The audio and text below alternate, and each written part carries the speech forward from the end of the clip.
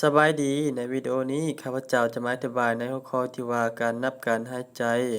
แม่นเพื่อกวดเบิ่งการหายใจว่าปกติหรือบ่ไวหรือช้า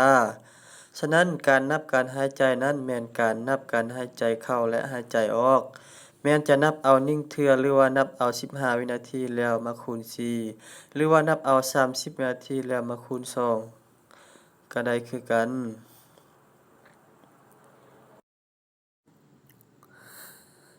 ถ้าหายใจไวกว่า40เทื่อหรือว่าน้อยกว่า8เทื่อต่อนาทีแม่นจะจัดอยู่ในขณะอันตรายฉะนั้นคนเราหายใจปกติแม่นจะจัดอยู่ใน16-20เทื่อต่อนาที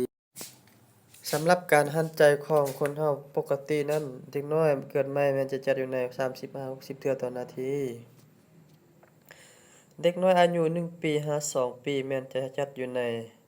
ประมาณ25-30เทื่อต่อนาทีเด็กอายุ1ปี3ปีแม่นจะหายใจอยู่ในประมาณ25เทื่อต่อนาที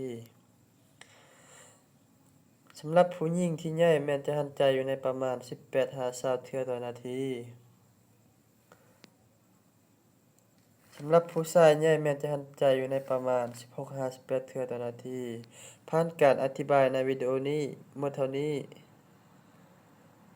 ขอขอบใจพบกันใหม่ในวิดีโอหน้า